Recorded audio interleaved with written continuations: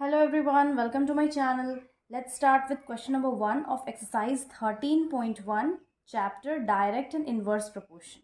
Question है following are the car parking charges near a railway station up to 4 hours 60 rupees, 8 hours 100 rupees, 12 hours 140 rupees and 24 hours 180 rupees. Check if the parking charges are in a direct proportion to the parking time. तो question में basically यहाँ पे given है car parking का charges. अगर 4 our park करेंगे तो 60 rupees लगेगा, 8 आवर्स में 100 रुपीज़, 12 आवर्स में 140 एंड 24 आवर में 180 रुपीज़। हम लोग को चेक करके यहाँ बताना है कि ये जो चार्जेस है वो डायरेक्ट प्रोपोर्शन में है या नहीं। अब इसको हम लोग कैसे चेक करेंगे और कैसे पता चलेगा कि ये डायरेक्ट प्रोपोर्शन में है या नहीं। हम लोग यहाँ पे 4 आवर्स का ₹60 गिवन है, तो हम लोग 1 आवर का चार्ज निकाल लेंगे। अगेन इसमें जो 8 आवर्स 100 रुपीज़ चार्ज कर रहा है, इसमें भी 1 आवर निकालेंगे। 12 आवर्स है, इसमें भी 1 आवर निकालेंगे और चारों में चेक करके देखेंगे कि जो ये रेशियो है वो कांस्टेंट है या नहीं। अगर सिर्फ एक रेशियो होगा देन वो डायरेक्ट प्रोपोर्शन में है, और रेशियो अलग अलग आएगा देन डायरेक्ट प्रोपोर्शन में नहीं है। तो हम लोग पहले लिख लेते हैं let the parking charges be X, इसको हम लोग एक्स ले लेते हैं और इसको Y, and time be Y. तो अब हम सॉल्व कर लेंगे। जो फर्स्ट है मान लेते हैं केस 1, इसमें क्या है एक्स बाई वाई करेंगे। तो यहाँ पे एक्स क्या है, पहले वाले में एक्स है 60, दैट इज़ पार्किंग चार्ज, और टाइम कितना है 4 आवर। डिवाइड करेंगे तो 4 1 ज़ा 4 1 ज़ा 4, 4 5 ज़ा 20, तो यहाँ आ गया 15/1। अब अगर सेकंड का निकालते हैं, X by Y is equal to 100/8, 2 4 ज़ा 2 5 ज़ा 2 2 ज़ा 2 25 ज़ा, यहाँ पे आ गया 25/2। वैसे ही केस 3 थर्ड वाला में देखते हैं, X by Y is equal to 140/12, 2 6 ज़ा 2 7 ज़ा 2 3 ज़ा 2 3 ज़ा 6 एंड 2 5 ज़ा 10, तो ये आ गया 35/3। अब यहाँ पे क्या देख रहे हैं, फर्स्ट में 15 आया है, सेकंड में 25/2, थर्ड में 35/3, यानी कि जो इसका वैल्यू है, रेशियो है, वो कांस्टेंट तो नहीं है, अलग अलग आ रहा है। फोर्थ का भी निकाल लेंगे, X by Y is equal to 180 divided by 24, 2 1 ज़ा 2 2 ज़ा 2 9 ज़ा 2 6 ज़ा 2 4 ज़ा एंड 2 5 ज़ा। अगेन डिवाइड कर लेंगे तो ये हो जाएगा 3 2 ज़ा 3 1 ज़ा एंड 3 5 ज़ा, तो यहाँ पे आ गया 15/2। तो यहाँ पे जो वैल्यू है वो सेम नहीं है, अलग अलग आ रहा है। That means the parking charges are not in a direct proportion to the parking time. तो यहाँ पे क्या है, ये डायरेक्ट प्रोपोर्शन में नहीं है, तो हम लोग स्टेटमेंट लिख लेंगे, since all the values of the ratio X by Y is not same, so the parking charges are not in a direct proportion to the parking time. Next question है question number 2. A mixture of a paint is prepared by mixing 1 part of red pigment with 8 parts of base. In the following table, find the parts of base that need to be added. Question में है कि एक paint है वो prepare किया गया है 1 part of red pigment से और 8 पार्ट्स ऑफ बेस से। तो यहाँ पे हम लोग को फाइंड करना है, ये जो गिवन टेबल है यहाँ पार्ट्स ऑफ रेड पिगमेंट दिया हुआ है, पार्ट्स ऑफ बेस फाइंड करना है। फर्स्ट बेस है 8 और बाकी बेसेस फाइंड करना है। तो हम इसका सॉल्यूशन देख लेते हैं। यहाँ पे लिख लेंगे let the number of red pigment be X, इसको हम लोग एक्स ले लेते हैं और इसको Y, and base be y, and since direct proportion में क्या होता है, x1 by y1 is equal to x2 by y2, और x1 by x2 is equal to y1 by y2, दोनों ही लिख सकते हैं हम लोग। तो अब फर्स्ट का हम लोग फाइंड कर लेते हैं। फर्स्ट में हम लोग क्या फाइंड करना है, y2 फाइंड करना है। तो y2 फाइंड करने के लिए गिवन क्या क्या है, यहाँ पे गिवन है x1 is equal to 1, x2 is equal to 4 और y1 is equal to 8, and since x1 by x2 is equal to y1 by y2, therefore x1 है 1, x2 है 4, y1 है 8 और y2 फाइंड कर लेंगे हम लोग।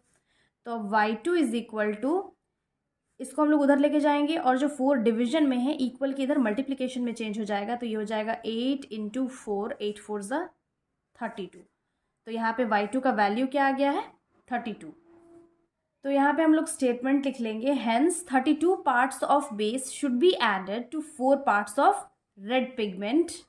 अब नेक्स्ट हम लोग को y3 फाइंड करना है।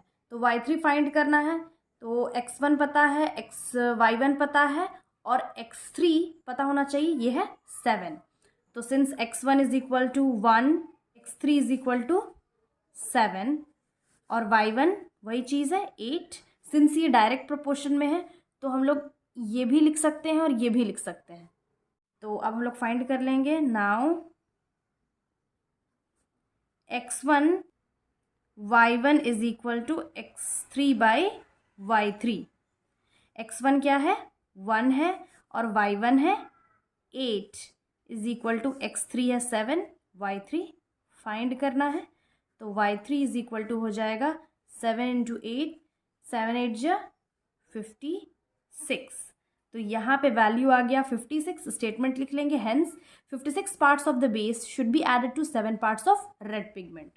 अगेन थर्ड, x1 और y1 तो वही होगा और यहाँ पे हम लोग को फाइंड करना है y4।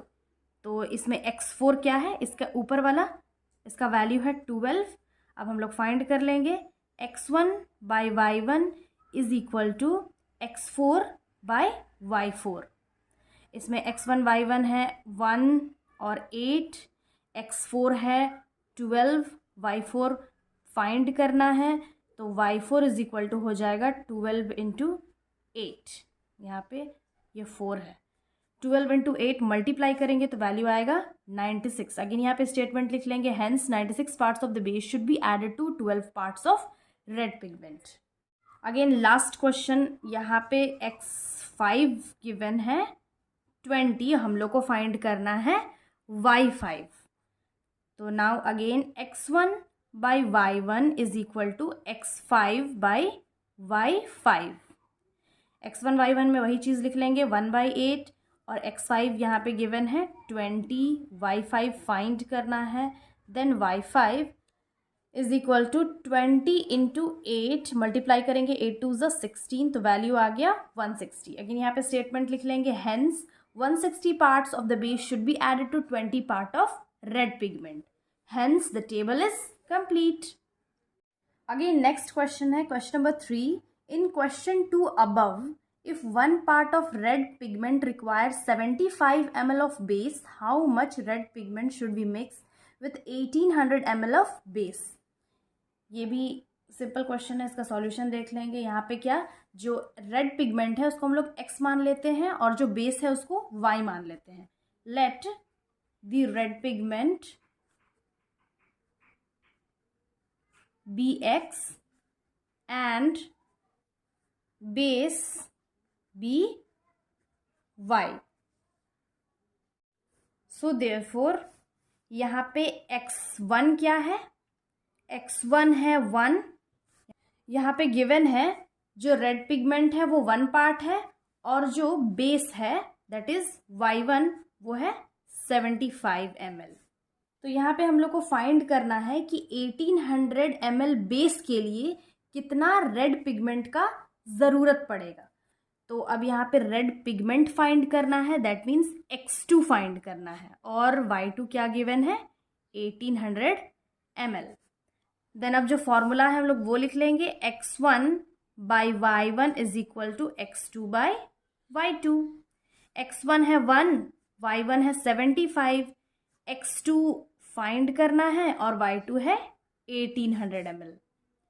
अब यहाँ पे हम लोग लिख सकते हैं x2 इज इक्वल टू 1800 को हम लोग इक्वल की दूसरे साइड लेके जाएंगे तो वो जो डिवीजन में है मल्टीप्लिकेशन में चेंज हो जाएगा, डिवाइडेड बाई 75। 5 से कैंसिल कर सकते हैं, 5 1 ज़ा 5, 2 यहाँ पे चला गया, 5 5 ज़ा 25। अगेन 5 3 ज़ा 15, 16 17 18 यहाँ पे 3 आ गया, 5 6 ज़ा 30 एंड 0, 5 3 ज़ा 15, 5 7 ज़ा 35, एक यहाँ पे चला गया, एंड 5 2 ज़ा 10। अगेन इसको हम लोग 3 से कैंसिल कर सकते हैं, 3 1 ज़ा 3 2 ज़ा 6 एंड 3 4 ज़ा 12। तो यहाँ पे x2 का वैल्यू आ गया है 24। तो फाइनली हम यहाँ पे स्टेटमेंट लिख सकते हैं, hence 24 parts of red pigment should be mixed with 1800 ml of base. Again next question है question number 4। A machine in a soft drink factory fills 840 bottles in 6 hours. How many bottles will it fill in 5 hours? तो question में है कि एक soft drink factory में एक machine है जो फिल करता है 6 आवर्स में 840 बॉटल्स। तो 5 घंटे में 5 आवर्स में कितना बॉटल फिल करेगा? तो इसमें हम लोग लिख लेंगे, लेट दी सॉफ्ट ड्रिंक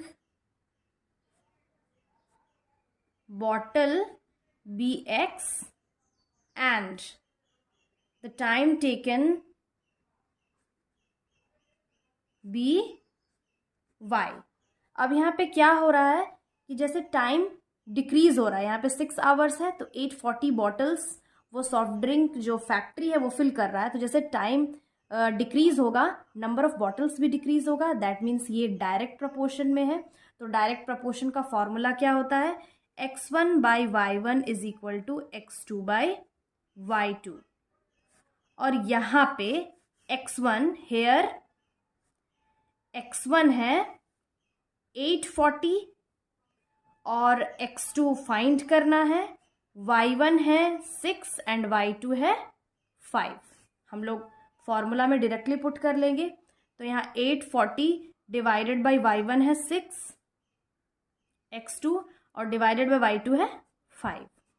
अब x2 इज इक्वल टू 5 को हम इक्वल के उधर लेके जाएंगे, डिवीजन में मल्टीप्लिकेशन में चेंज हो जाएगा। तो 840 इंटू 5 डिवाइडेड बाई 6 हो जाएगा। x इज इक्वल टू यहाँ पे हम लोग डिवाइड कर सकते हैं 2 से, 2 3 ज़ा 2 4 ज़ा 2 2 ज़ा, ये आ गया। 3 से भी कर सकते हैं, 3 1 ज़ा 3 1 ज़ा 3 4 ज़ा 12। तो ये आ गया 140 इंटू 5 मल्टीप्लाई करेंगे, 5 0 0 5 4 ज़ा 20 2 कैरी 5 1 ज़ा 5 6 7। यहाँ पे नंबर ऑफ बॉटल्स क्या आ गया, 700 बॉटल्स, जो कि 840 से कम है। तो ये डायरेक्ट प्रोपोर्शन में है। तो फाइनली यहाँ पे हम लोग स्टेटमेंट लिख लेंगे, hence 700 bottles will be filled in 5 hours. So I hope ये सॉल्यूशन समझ में आ गया होगा। Again I will be back with the next video solving the remaining questions of this exercise. Till then have a nice day. Thanks for watching.